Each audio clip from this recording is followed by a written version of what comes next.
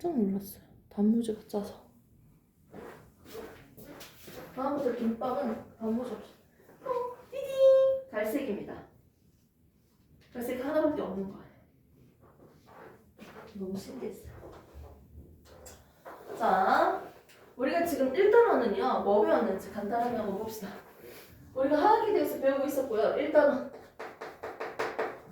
물에 대해서 우리가 배웠어요. 물. 눈에 보이지 않는 작은 입자들, 원자들, 이온들요. 몇 개 있습니까? 몇 묶음, 한 묶음, 한 박스라고 하지 말고 뭐라고 하자? 몰이라고 하자. 입자수로 나타내면 결국 몇 개이다? 6.02 곱하기 10의 23승계. 얘를 한 덩어리 1몰이라고 표현을 했습니다. 주기율표에서 봤을 때 옛날 같으면 산소를 8번이잖아. 산소를 8번이니까 16이라고 정하고 상대적으로 원자량을 비교했는데 지금은 누구를 쓴다? 탄소를 기준으로 쓰고 있습니다. 탄소. 주기율표 설마 이거 안 외워져 있는 건 아니겠죠? 한번 볼까요? 자, 수소, 헬륨, 리튬, 헬륨, 금소, 탄소, 질소, 탄소, 플로린, 네온. 나만의지 알루미늄, 교소, 인, 당, 염소, 아르곤, 칼륨, 칼슘.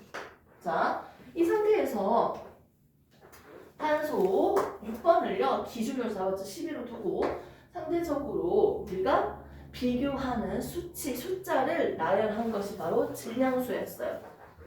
화학식, 분자식 많은 것들이 있습니다.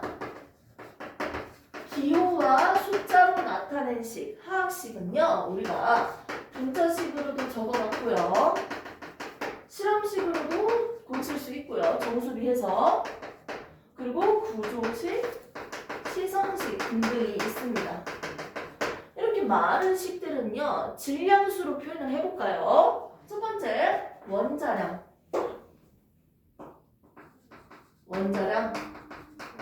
그 다음에 분자량.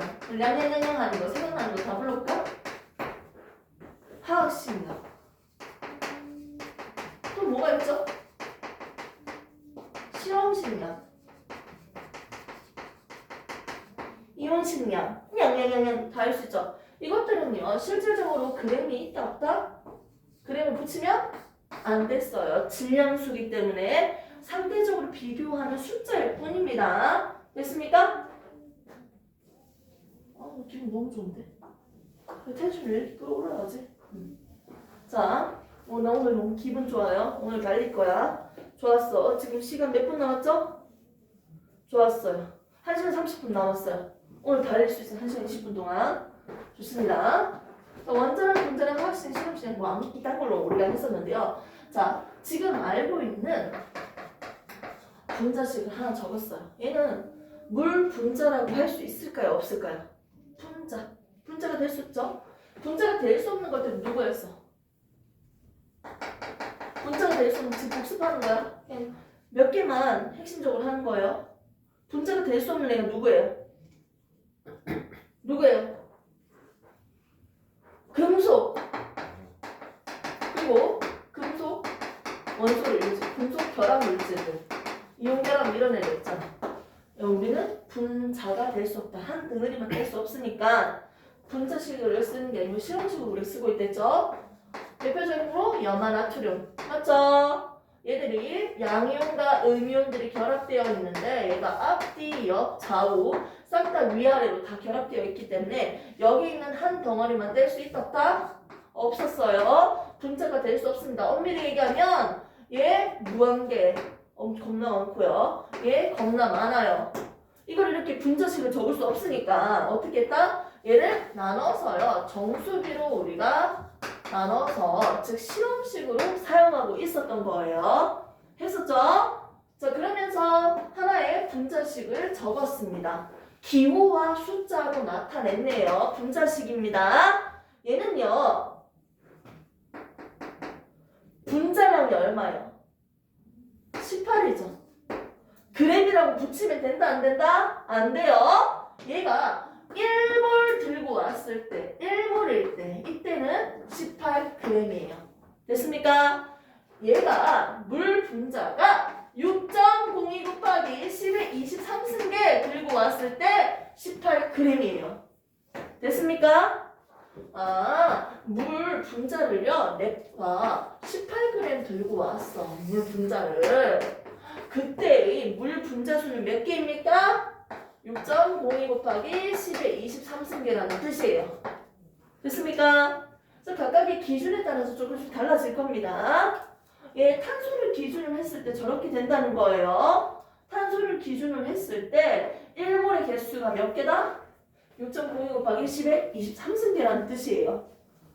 그 전에 산소를 기준으로 했는데 산소에서 탄소로 바꿨죠, 기준을. 기준을 바꾸니까요, 실제 오차값이 조금 더 줄어들었어요. 오차값이. 그러면서 우리가 화학 반응식도 세워보고요. 오케이? 저울을 가지고도 우리가 했었습니다. 자, 그래서 우리가 문제 푸는 게 힘들었죠. 이 문제가. 풀어버렸다. 자, 걸려서 꺼내네. 자, 한번 봅시다. 드디어 2단원 들어가야겠죠. 2단원 들어가기 전에 우리가 몰이라는 개념을 배우고 뭐도 배웠다? 화학 반응식을 세우는 방법.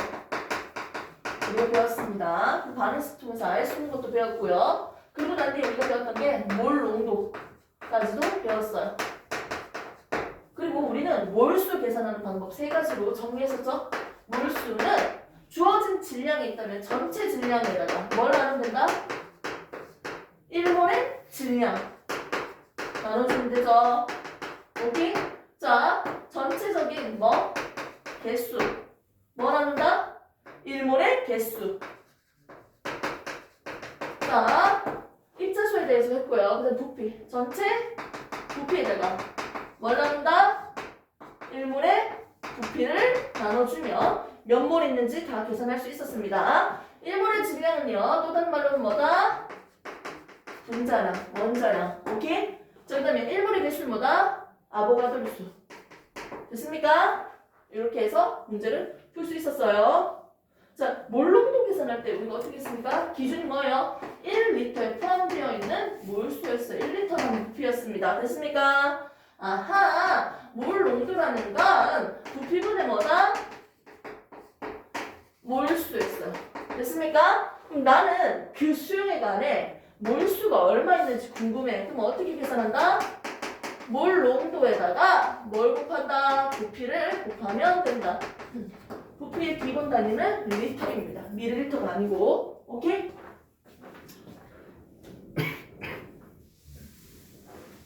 드디어 시작해도 됩니까? 2단원? 자, 오빠 페이지는 몇 페이지입니까? 하이타. 2단원 시작할 때. 138페이지. 아, 감사합니다. 138페이지. 드디어 2단원. 1단원 앞부분은 약간 외우는 느낌이 좀 많이 크기 때문에 어차피 좀 기억을 해야 되기 때문에 학기 딱 시작하는 동시에 한번 외워보도록 합시다. 바로 2단원. 2단원은 보시면 원자의 세계라고도 적혀 있고요. 그러니까 결국 원자에 대해서 우리가 알아볼 건데 그럼 거기서 도대체 우리가 뭘 배워요? 라고 했을 때 제목을 먼저 한번 볼게요, 오빠. 그 앞에 있는 제목 볼래요? 한 장 정도 앞 페이지 보시면 2단원 제목이 있습니다. 원자의 구조 해서 작은 제목 3개 한번 불러줄래요, 오빠? 원자의 구성입자. 그러면 첫 번째 제목 뭡니까? 원자의 구성입자. 원자의 구성 맞습니까? 두 번째 제목 뭐예요? 현대 원자 모형. 현대 원자 모형. 감사합니다. 현대 원자 모형.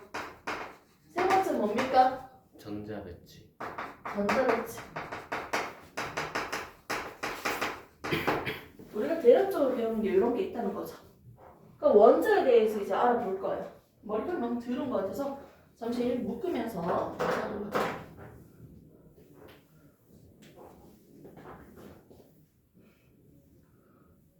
초점이 흐리지 않죠?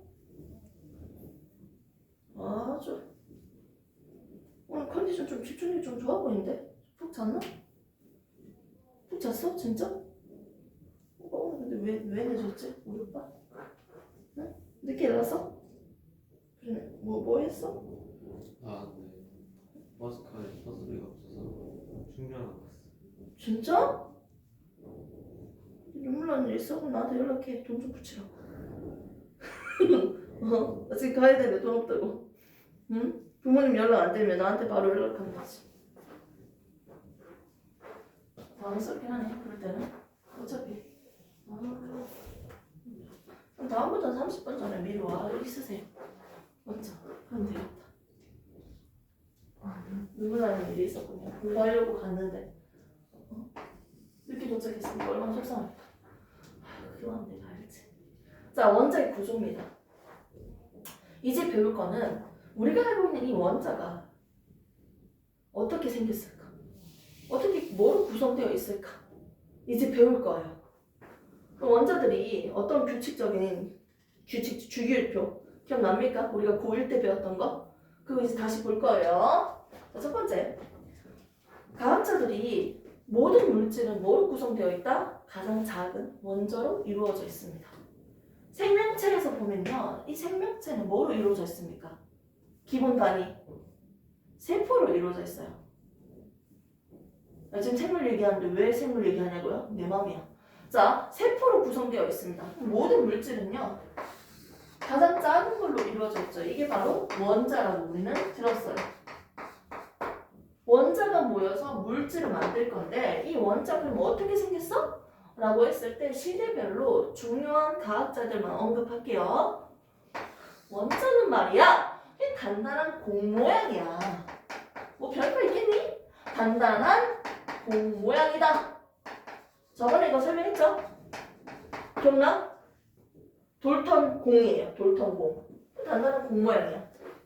원자는 단단한 공 모양이야. 자, 시대가 좀 더 지나서요, 과학자가 실험을 할 거예요.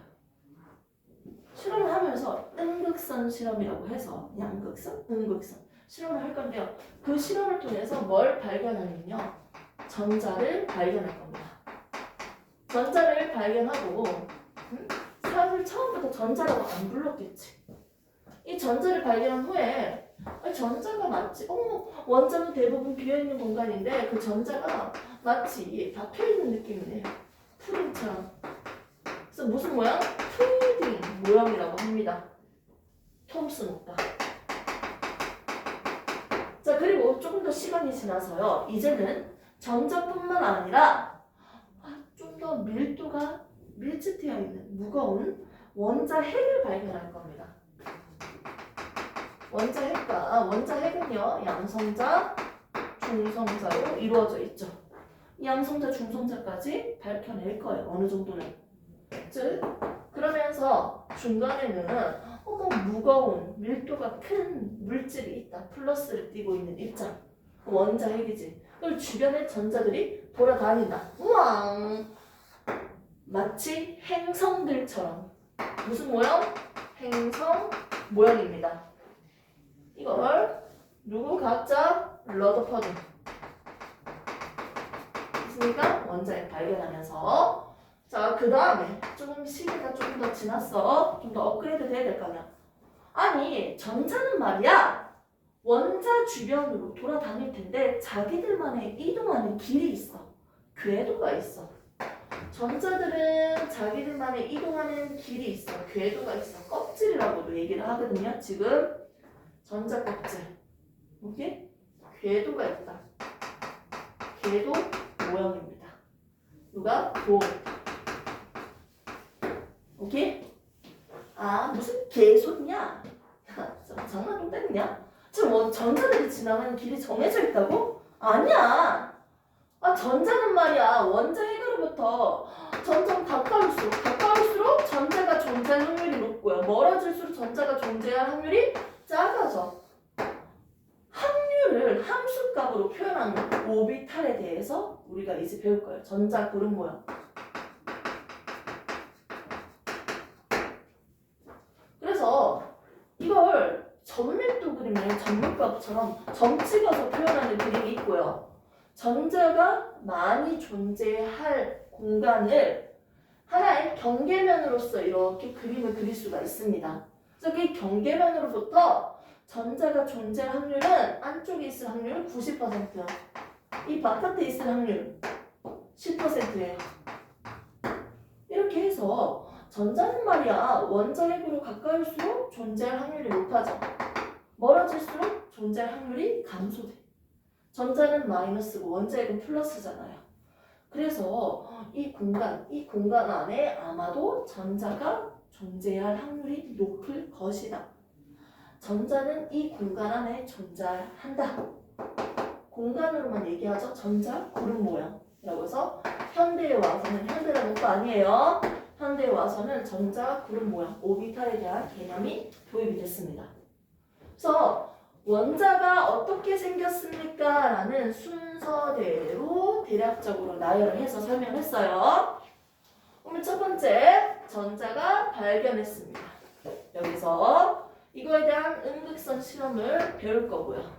두 번째, 원자 핵을 발견함으로써 중간에 원자 핵이 드디어 보이기 시작했어요. 이때부터. 그래서 원자 핵에 대해서 우리가 어떻게 발견을 했는지 알파 입자 실험을 한번 우리가 배울 겁니다. 원자 핵 그리고 양성자, 중성자에 대한 실험도 같이 배울 거예요. 됐습니까? 이제 이걸 배우고 나면 이제 본격적으로 이제 수소 오빠가 얘기했던 스펙트럼에 설명을 하면서 전자 껍질에 대해서 우리가 1번 껍질, 2번 껍질, 3번 껍질에 관련된 얘들 그리고 원자 반지름에 대한 설명들 그리고 오비탈에 대한 개념까지도 우리가 순차적으로 배울 거예요.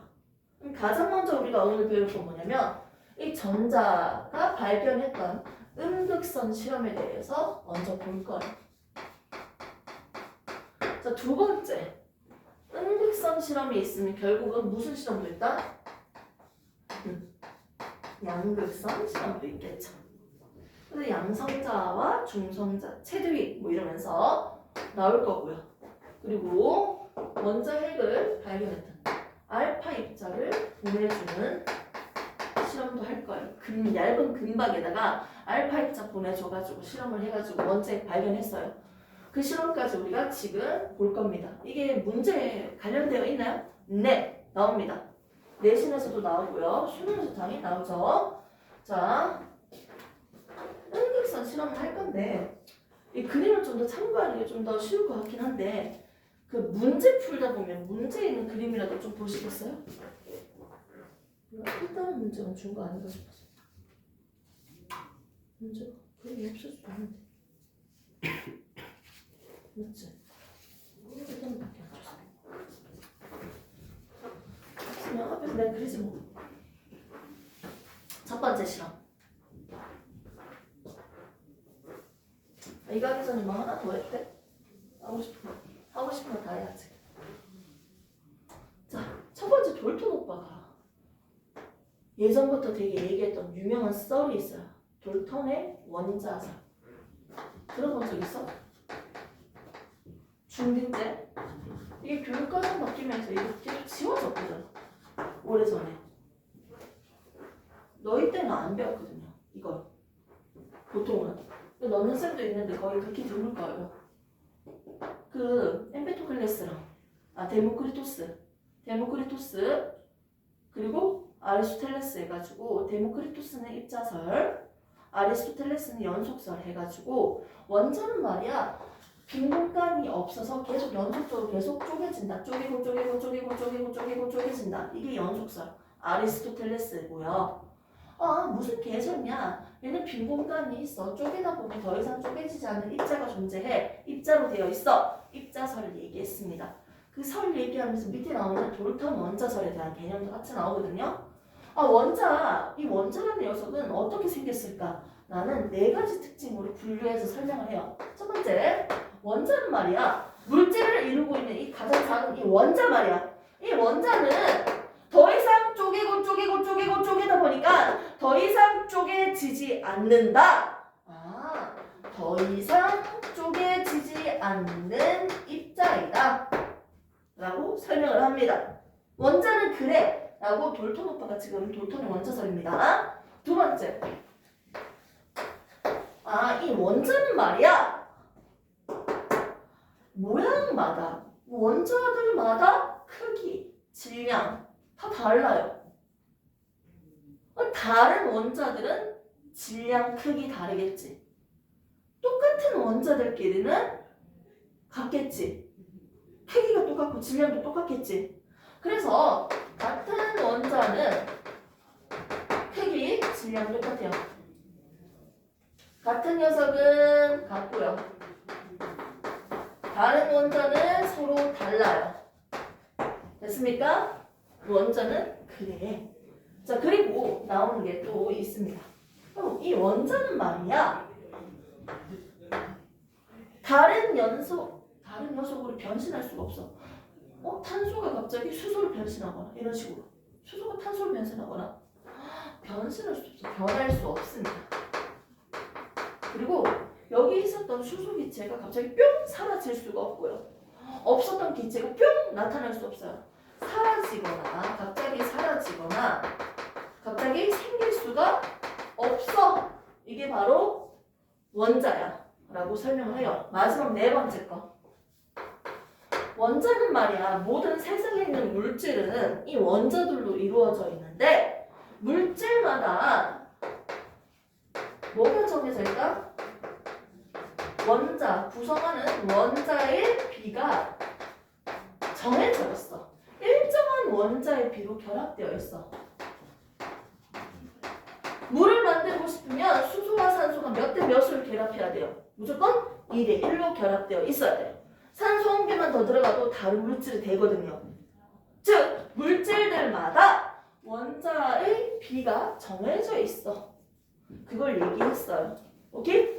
이렇게 네 가지 특징을 설명을 했는데요. 결론부터 얘기하면 무슨 개소리냐? 이것만 지금까지 오케이. 얘 세 개는 반박할 수 있어요. 틀린 말이에요. 지금에 와서 보면 이건 다 틀린 말이에요.